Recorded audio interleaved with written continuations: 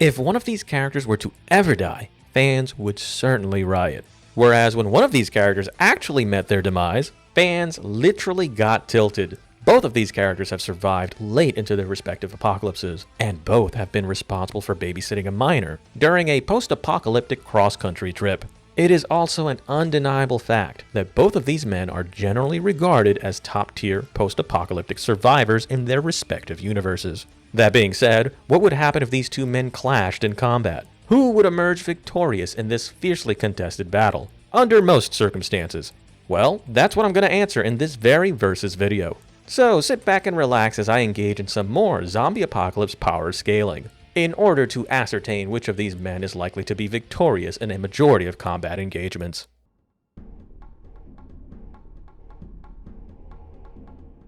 When it comes to any combat situation, the side with the best weapons always has a distinct advantage over the side with inferior weapons. But weaponry is never the end-all be-all in conflict, as an army of lions led by a sheep will never be as effective as an army of sheep led by a lion. That being said, weaponry does matter, and that's precisely what I'm going to cover in this segment.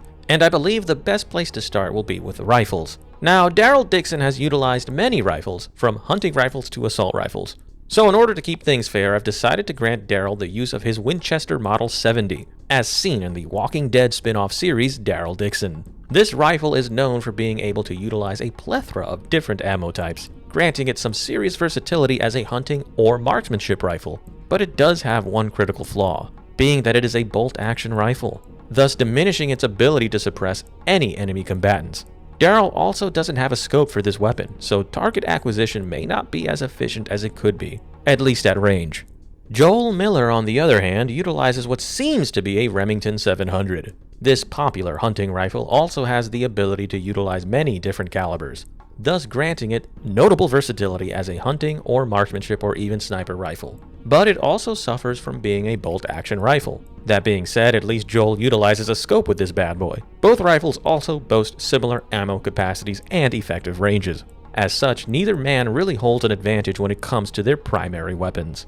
When it comes to ranged stealth kills, Daryl Dixon utilizes a Striker Strike Zone 380 crossbow. This deadly composite crossbow is capable of killing soft targets even with a field tip. The Strike Zone 380 has a consistent effective range of roughly half a football field, and it does come with great sights for excellent aim and target acquisition. There is, however, one notable downside to this weapon, being that crossbows just aren't quick to reload and they aren't totally silent.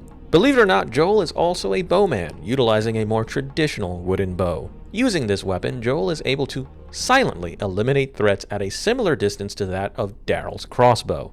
He can also fire arrows at a much faster rate than Daryl, but a lack of sophisticated sights means that Joel's ability to fire accurately on a consistent basis simply won't be as good as Daryl Dixon's. Using a traditional bow is also much harder in close quarters due to the form factor of the weapon. Overall, I'd say that Joel and Daryl are fairly even when it comes to ranged stealth weapons. Did you know that switching to your sidearm is faster than reloading? Yup, we're going to talk about handguns now. Daryl Dixon utilizes many handguns throughout his tenure on The Walking Dead, but for this specific matchup he'll be utilizing the Ruger Speed 6. This revolver utilizes both .38 special rounds and .357 Magnum rounds, with an ammo capacity of 6 rounds. This little demon has an effective range of 50 yards as well. Believe it or not, Joel also likes to use a revolver, thus relying on his Taurus 66. This revolver also utilizes .38 special and .357 Magnum rounds, while also possessing an effective range of 50 yards and 6 rounds ammo capacity. As such, both men are literally in a stalemate when it comes to their sidearms.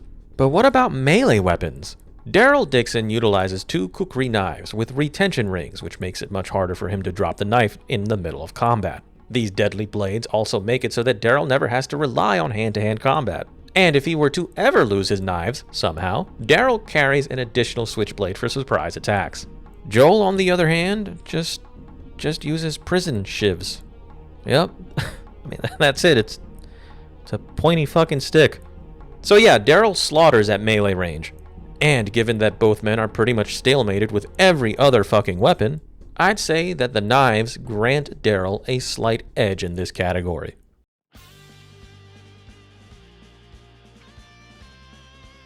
Considering how often these two men tend to get close and personal with their victims, it would make absolute sense to compare and contrast their physical stats. And we're going to start with Daryl Dixon. Rick's right-hand man and surrogate brother has insane stamina and resiliency, as demonstrated in the Season 2 episode Chupacabra. This physical constitution is shown even more prominently when the Saviors failed to break Daryl mentally, after days of torture and solitary confinement.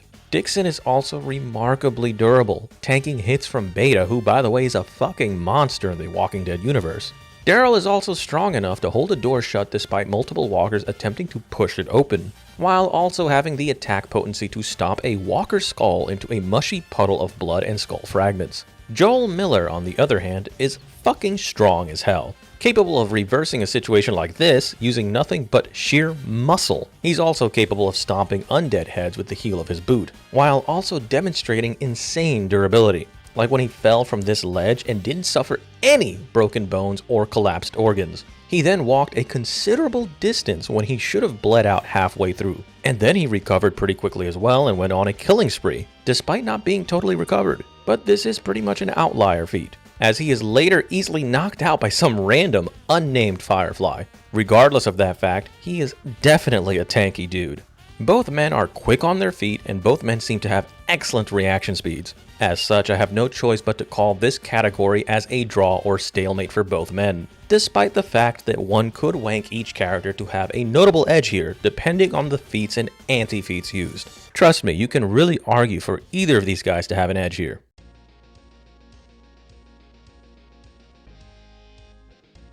When two combatants have similar weapons and physical stats, the victor is almost always determined by the skill set of the warriors in question. Of course, it stands to say that both men have a puncher's chance at winning here, but we're looking at which survivor is more likely to be victorious in most situations. As such, let's begin this skill set breakdown by covering Daryl Dixon. The Walking Dead's most prolific post-apocalyptic redneck is a proficient tracker capable of finding just about anyone in the thick of the woods, so it stands to say that no one is really safe from Dixon's prying eyes. He's also a seasoned interrogator, often getting people to spill important information against their will. Daryl is also an excellent shot, whether it be with a crossbow, a rifle, or a handgun. Hell, he's even pretty accurate with fucking blades, being capable of throwing a knife with deadly pinpoint precision. Now, he's not the best hand-to-hand combatant, but he does seem to excel at armed combat, being able to effectively utilize a wide arrangement of melee weapons and improvised weapons. Dixon has also shown the ability to be insanely crafty in the middle of combat, often outsmarting his enemies who are much stronger than him. Daryl is also experienced against running zombies and burners. But most notably, Daryl has an extensive history of besting the deadliest enemy of all, being people. He's defeated entire groups of men on his own. He's fought in a literal post-apocalyptic tribal war, and he's even killed a fucking tank with nothing but a grenade. Dixon has even bested members of the Reapers, who are literal military-trained professional killers. All in all, there's really nothing that Daryl can't do. On the other hand, we have Joel Miller, an experienced post-apocalyptic smuggler and former marauder. This man has literally survived an objectively tougher zombie outbreak, lasting over 20 years in such an environment, while also showcasing risk-averse survival instincts and excellent combat proficiency. Joel is also a monster in hand-to-hand combat, while also demonstrating a real knack for stealth and brutal Guantanamo-styled interrogation tactics. But he's often struggled against unnamed henchmen, to the point where he needed a fucking miner to save his ass on more than one occasion. And while he cleared the hospital floor in the effort to save his surrogate daughter, he has never once fought in a post-apocalyptic tribal war, nor does he have the extensive combat experience that Daryl has against humans, who are much deadlier than any clicker or bloater. Furthermore, Joel's ability to be stealthy in combat is pretty much negated by Daryl's keen senses and tracking abilities. Odds are, Daryl will get the jump on Joel before Joel can do the same to him. Overall, when we look at the toolkits presented by both combatants, it becomes pretty apparent that Joel offers nothing that Daryl hasn't bested before, whereas Joel has been, on occasion, bested by literal, unnamed fodder.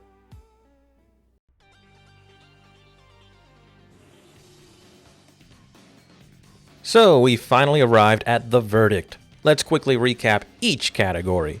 When it comes to weapons, Daryl Dixon takes a slight edge over Joel Miller. When it comes to physical stats, both men are equal.